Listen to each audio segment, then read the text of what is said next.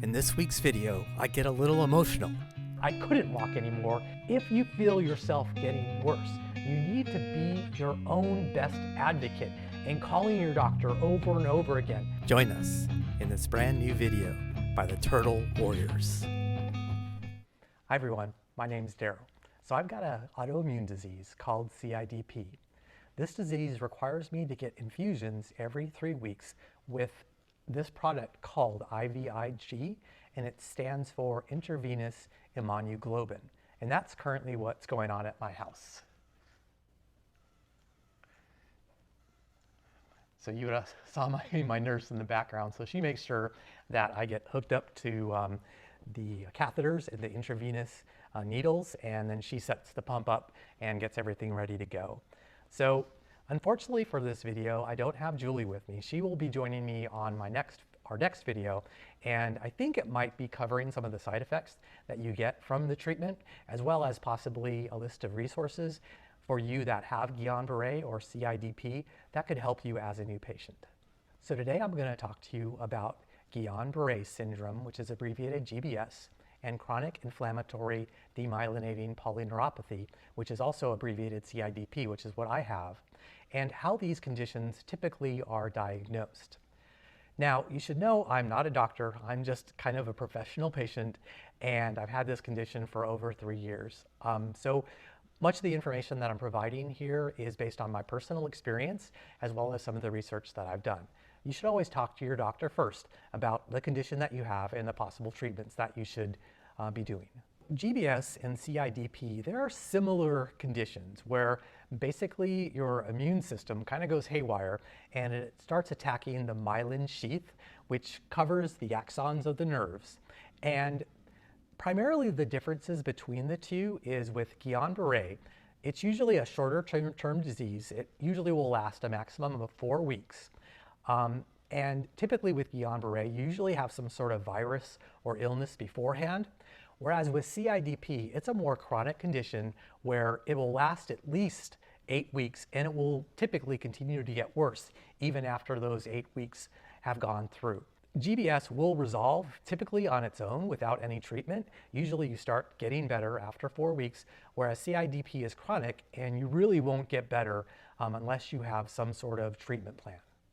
So the other significant difference between the two diseases is with Guillan-Barre, it usually starts off very quickly. So patients that get the illness or get a virus and get sick, they'll typically, usually it's about a week or so after you've had the virus, where your immune system goes crazy and it starts attacking your nerves. And usually symptoms can develop in a day or two. And typically these patients will often end up in the hospital because they will often be totally paralyzed. And it starts off typically towards the feet with Guillan-Barre and both CIDP, and it slowly starts to rise. So typically you'll feel some sort of numbness or tingling in the feet first, and then it starts to rise up. And with CIDP, as opposed to GBS, it usually takes a lot longer for the symptoms to start to develop. So with Guillan-Barre, it's very quickly, it comes on very, very fast. With CIDP, it typically is a much more slower progressing disease. Guillan-Barre patients will often be diagnosed in the hospital because it happens so fast and they go downhill so fast. Whereas with CIDP, it's not always diagnosed in the hospital because it takes so long for the condition to happen. So sometimes they'll go to the primary care doctor or to a quick care just to see kind of what's going on. And a lot of times they'll go to see a neurologist from that location. The other significant difference between the two diseases is with Guillan-Barre, it will rise up from your legs to your arms. It would actually move into your chest and into your lungs, and sometimes even into the brain. So this is a very serious condition that typically requires hospitalization, and sometimes the patient actually ends up on a breathing machine.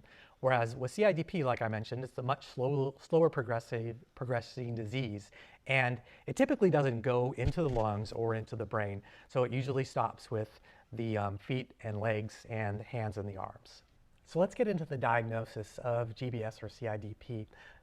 Since the diseases are relatively similar and the symptoms are similar, the diagnosing will be also similar. So a patient will show up either in an ER or in a doctor's office, primary care, or quick care.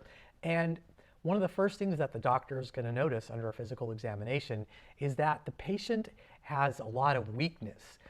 Primarily it will start off in the legs, but it might also go into the arms and into the hands. And so when he's testing for strength, he's going to quickly notice that under normal patients, under normal circumstances, when a doctor is testing for strength, he's going to make sure that the patient can move his arm as he's testing a particular muscle group.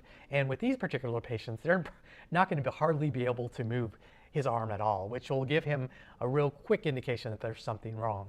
The second thing he's likely to do would be a reflex study, where basically he's going to test your reflexes, the tendon reflexes in like your knee, where they do the hammer test on your knee, as well as the elbow. And they're going to check for reflexes. And typically with CIDP and GBS patients, there is either going to be no reflex at all, or the reflexes are going to be really diminished. And so with those results, a doctor should at that point call in a neurologist, whether it's an on-call on the hospital, an on-call neurologist, or if they're referring the patient out because it's a primary care physician, they're referring the patient out to quickly get a neurologist to see the patient because something very unusual is happening. So when the patient sees a neurologist, the neurologist is likely going to do the physical exam over again just to kind of confirm what the doctor saw. And is with his special knowledge, he should be able to garner more out of that physical examination. But the other thing that he's going to pull out is they're going to do an electrodiagnostic study, which is basically, there's two things that the doctor's likely to do. One is the nerve conductivity study, where they're going to test the nerves with a special needle and a little device for reading the response of the nerve. And they're also going to likely to do a test called the EMG test. Now, pretty much with a positive physical examination, not positive, but i.e. the patient is having significant problems, and a positive nerve conductivity study, a patient can be diagnosed with GBS or CIDP just from those two tests there. However, if both those tests aren't conclusive, the doctor is likely going to do some additional tests. So one of the tests that patients typically do for GBS or CIDP would be something called the spinal tap. Now, some doctors don't do spinal taps if they've got pretty good evidence of a disease of GBS or CIDP just from the first two tests. But a spinal tap is a good thing to do to get additional evidence of the disease. So basically what they do is they get a needle and they get into the spinal area where the spinal fluid is, and they draw some of that out, and they're looking for a specific protein in the spinal fluid and an elevated level of that particular protein that then signifies the presence of either Guillan-Barre or CIDP. Doctors may also use imaging studies to help with the diagnosis. So one of the things that is helpful is an MRI, which can look really closely at the spinal structure and the nerves in the spine to see if there's any sort of spinal stenosis or something within the spine that's being impinged upon that could be causing the symptoms that the patient is feeling. Also, under an MRI, they can also look for inflamed nerve roots, which is often kind of a signature of the CIDP patients. So the neurologist is likely to order a full series of blood tests as part of the diagnosing process. And basically this is to rule out any sort of underlying condition or disease that is causing the neuropathy. So often AIDS will cause neuropathy, so you'll have an AIDS test likely. Diabetics have neuropathy as well. There could be vitamin deficiencies that also could be causing some of the symptoms. And so do expect that the doctor, you'll be poked a lot and get a lot of blood drawn just to make sure that there's nothing else going on that the doctor needs to know about. So another thing that your doctor might do, in addition to the blood test, is to have an antibody blood test where they run a series of tests for specific antibodies and antigens that are detected in the blood that are consistent with GBS conditions and CIDP. So one of the things that can be helpful for this particular study is often there are different variants of GBS, and the blood test will often show you what version of GBS a particular patient have. In my particular case, I was actually positive for the A-man variant, which is relatively unusual in the United States. So one of the things that's very interesting about the CIDP diagnosis is often treatment is used as part of the diagnostic procedure. So if a doctor highly suspects that you have CIDP, it's likely that they would order treatment. They would have to get it approved through your insurance company, and you would likely get IVIG, corticosteroids, or plasma exchange.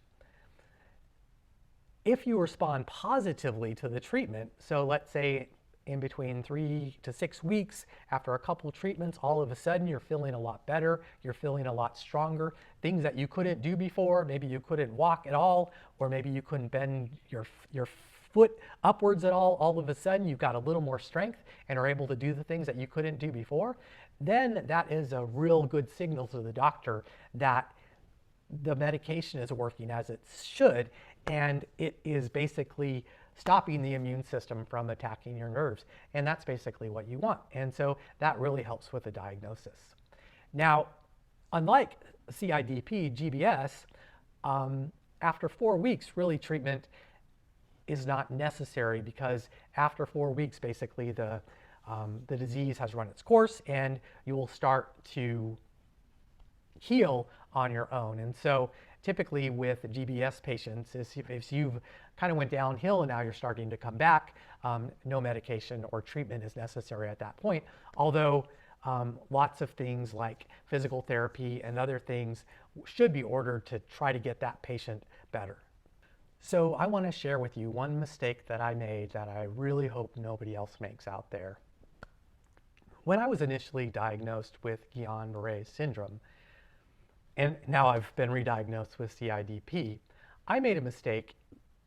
My doctor ordered a series of blood tests after my initial diagnosis, and he was working with my insurance company to get approved for IVIG. He didn't take me directly to the hospital. I'm not exactly sure why. I didn't have a super severe case, I guess you could say, of Guillain-Barre. I could still kind of walk. I had some pretty significant foot drop, and I had lost a lot of strength and actually lost my muscle had atrophied quite a bit. But at that point, I was getting slowly worse, not significantly worse, really fast. And so I waited. I waited to the point where I couldn't walk anymore, and if I tried to walk, I would fall down. At that point, my nerves had been damaged to the point where now I don't think I'll ever totally recover the axons on my nerve, because that's what got damaged. So don't wait. If you are in the process right now of being diagnosed, you don't have a final diagnosis maybe yet, maybe your doctor is still working through the insurance company, maybe there are some more tests to take, you haven't started treatment yet. If you feel yourself getting worse, you need to be your own best advocate and calling your doctor over and over again, letting them know that you are getting worse, that you need to have something happen. If he's not being responsive, just go to the hospital and get treatment there. Have them let you know what your doctor is currently doing, that you've been pre-diagnosed with a certain thing, but they're still waiting for some results, but you are getting worse. They can have the on-call neurologist come in and do a bunch of series of tests to try to get that diagnosis done right away. And then you can get treatment right away. So don't be like me, right? You need to be your own best advocate. You don't want to be a nice guy. You want to go in there and you want to get taken care of. And so that's my final words for today. Other than Julie will be joining us on our next video, hopefully in about a week or so. Not sure exactly what it will be, but it's going to be great, whatever it is. And so if you did get some value from this video, please consider liking it. The more you like a particular video, the more likely that YouTube is then going to send that video out to others and share this information. And I think this information is so important for others to hear. So also consider subscribing to my channel. You don't want to miss any of the content that we have coming up. And I hope to see you all again on the next video very soon. I've seen a lot of change, been through a lot of pain. Some things are not the same as they were a year ago. but all will be okay. I move on each and every day. The past is where it stays, way back a year ago.